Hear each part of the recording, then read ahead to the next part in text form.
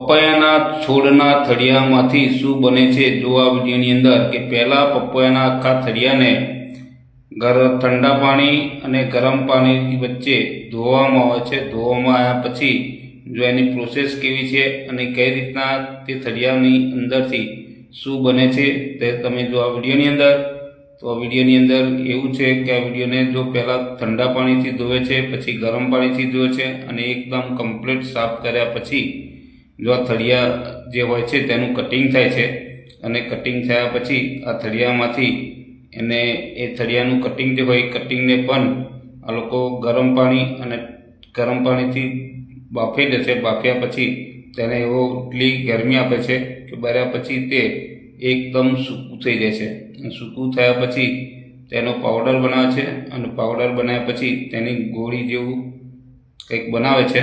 તમે જો આ વિડીયોની અંદર અને આ વિડીયો તમે જુઓ કે પપૈયાના થળિયામાંથી આ કંપનીવાળા કઈ પ્રોડક્ટ બનાવે છે. તો આપણે જે પપૈયાની ખેતી કરીએ છીએ તો ખેતીની અંદર આપણે પપૈયાના જે થળિયા હોય એને પપૈયાનો પાક લીધા પછી આ પપૈયાના થળિયાને આપણે એમ જ ખેતરની બહાર આપણે એને ફેંકી દેતા હોઈએ. તો આ બહારની કંપનીની અંદર જો આ પપૈયાના થળિયામાંથી કેવો મસ્ત એનો ઉપયોગ કરે છે અને કેવી પ્રોસેસ અને કેવા મશીનો દ્વારા કંપનીની અંદર આ પપૈયાની જે થળ હોય એ થળનો કેટલો સદુપયોગ કરે છે જુઓ તમે આ વિડીયોની અંદર.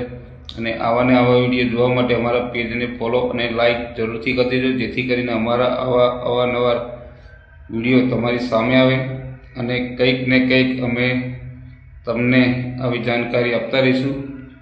જો તમે અમારા વિડીયો જુઓ, અમે આગળ પણ બતાવ્યું છે કે કેળાના થળિયામાંથી શું બને છે, કેળાના પાનામાંથી શું બને છે.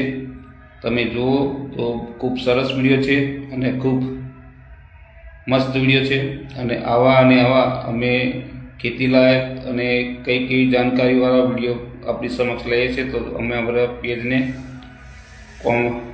ફોલો કરી દેજો અને વિડીયોમાં કંઈક વધારે પડતી જાણકારી જોઈએ તો અમને કોમેન્ટ પણ કરજો, જેથી કરીને અમે આગળ એના વિડીયો લાવતા રહીશું. જય માતાજી, જય શ્રી કૃષ્ણ, હર હર મહાદેવ.